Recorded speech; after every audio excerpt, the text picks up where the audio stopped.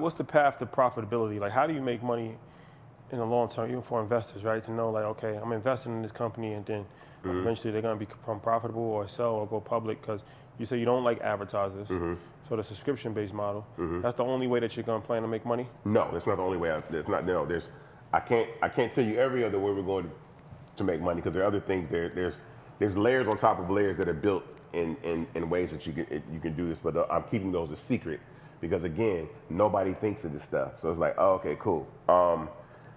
To explain to people that invest in equity crowdfunding and startups this way, you're investing in a period of time where 99% of the general public never gets this opportunity, because these opportunities have been available to accredited investors for so long. And I talk about that. That's so important, because that has nothing to do with race at that point. Like, the accredited investor rule has been in effect since 1933, and so up until 2015, 83 years or however long it was, you couldn't invest. So now, when you're investing in seed stage companies, you ride the life of the company. So I say you're with us to the moon or to the ground, right? And it's a riskier investment, but the difference is with retail investors and equity crowdfunding is, with institutional investors, they will require these minimums, like you need to put $10,000, $50,000 in to invest, right?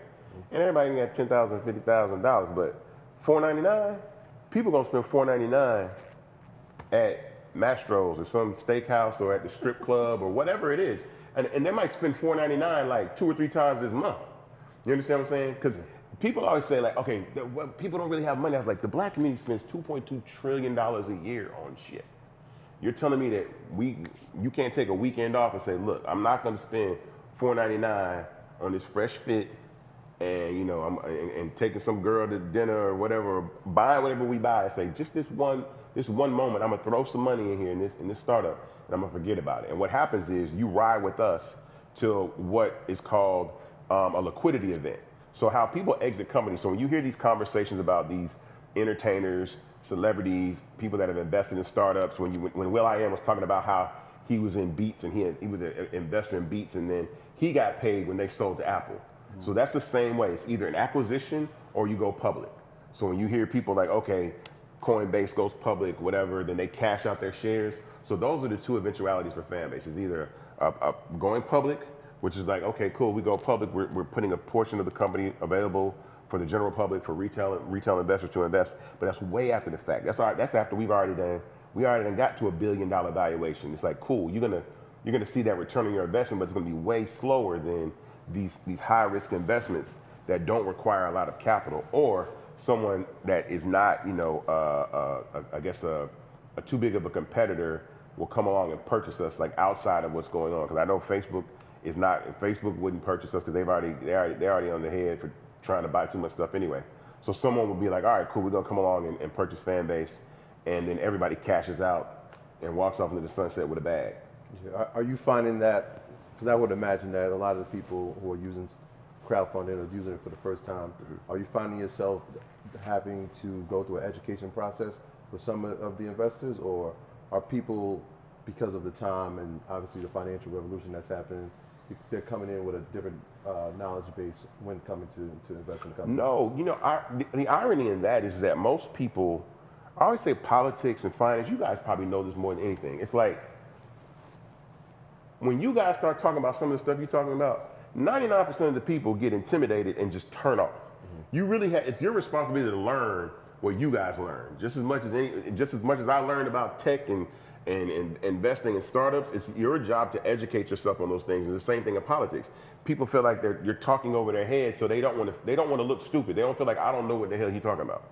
So they kind of act like they do. They nod their head like, yeah, I'm diversified. I got a portfolio. Don't know what none of that shit means. Like, none of it. You know what I'm saying? So for me, I overshare the information, because I feel like we need to know, and the way that I communicate is definitely something that I feel like everybody can understand. When I use, when I say you'll go buy some crazy tennis shoes, but you could spend that and actually have equity and ownership in the company, and explain how the process works and how you actually grow with the startup. All this stuff is new, so I don't mind sharing that information to people, so that it's more than transparent. It's educational. I love putting us on. I love telling people like, yo, this is the way to go. This is how we do this, because not only for what Fanbase does, but for anybody that wants to fund their businesses. I've recommended now, I think 4 or 5 companies to Start Engine. I think 3 of them have gone on to raise their millions, raise $1 million+ The other ones kind of almost met their goals. They didn't, but it's still me putting people in position to actually accomplish their dreams when they couldn't go get institutional capital. So as far as challenges, like what are some challenges or threats in the space for you? Well, I mean, the first challenge is actually, and I gotta say this again, because I'm learning. I learned this process, and I'm actually sharing information that I'm just learning now. So when you apply for Reg A crowdfunding, there are different rules. So the Reg CF space is a lot more lenient. So when I did the Reg CF, when I raised that $10 million in the Reg CF, I could go on radio, I could go on TV, I could just say whatever I wanted to say and do what I wanted to do. When you move up to the Reg A space, you are prohibited from going on live television. So so I can never go on CNN and Bloomberg or whatever, or live radio and promoting a raise. You can't do that. You can only promote the raise where there's a clickable link to the raise and a clickable link to that filing that I say that's a disclosure of all the stuff that you did. So that makes it very, very hard. I'm fortunate to be able to be on a program like this, where this is on the internet and on the web, right? But the thing that makes that so difficult is like, those rules are from 1995. Like equity crowdfunding came along in 2015, and I'm still having to abide by rules that were from 1995. So hopefully the SEC sees some way to change that, because it's really hard to raise this type of capital without being able to have other ways other than just knowing people or spending an enormous amount of money creating ads and marketing. I could go run ads on Facebook and Instagram, but a lot of times you spend $200,000 for every $1 million that you raise. So even I would still spending $1 million just to raise the money that I need and running ads, and that doesn't help. So I'm being as shrewd as I can and efficient as I can in doing this. That's the biggest challenge is how we navigate this new level of crowdfunding to be able to do that. Other than that, I think we have to prepare for the things that we don't know. The other, I think, I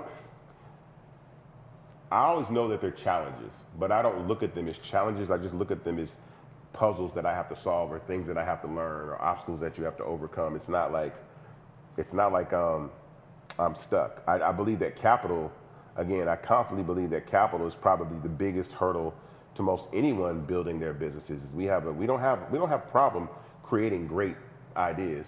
There's great ideas, all types of companies that get created every day. We don't have issues with that. It's how we scale these businesses. It's the ability to take capital and then scale your business to the next level. I know people that have phenomenal businesses, but it's the access to capital, how we scale those businesses. That's the biggest challenge, is the money.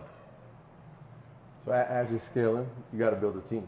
Yeah. Right. So talk about that process, because not only are you the founder and CEO of it, but you're also making sure that everything here is running smoothly. You got to have a process in the innovation too. So how are you balancing all these roles with this? So, well, you have to kind of like delegate.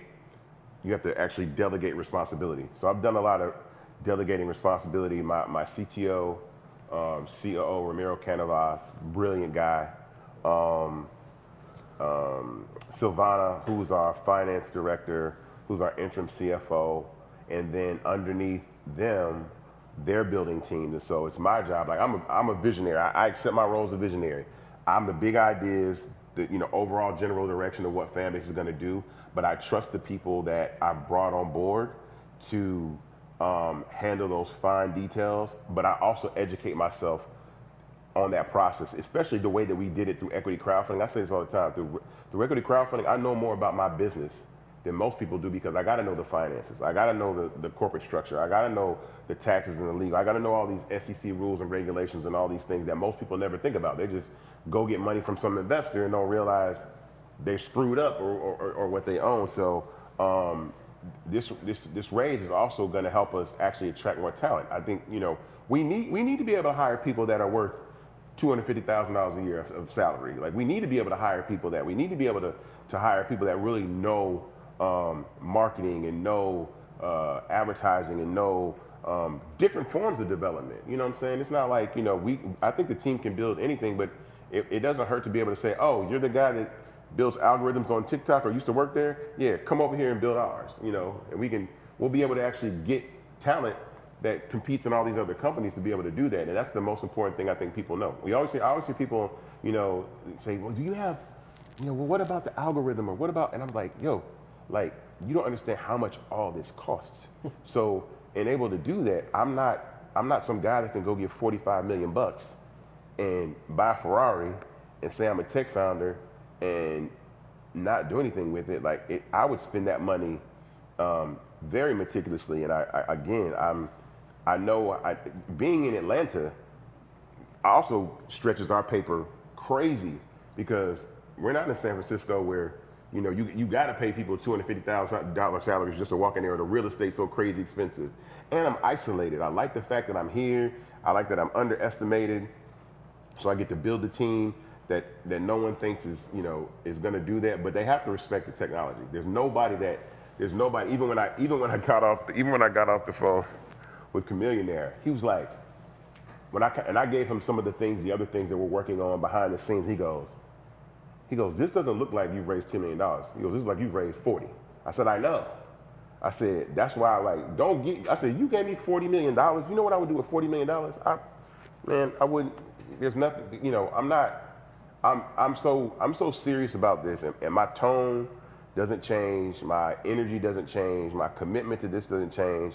I really love this, so I don't mind missing out on going to all the cool stuff. This is what I do every day, all day, because I know how important it is for the opportunity for us to put ourselves in position with generational wealth and monetization. So I take it super serious.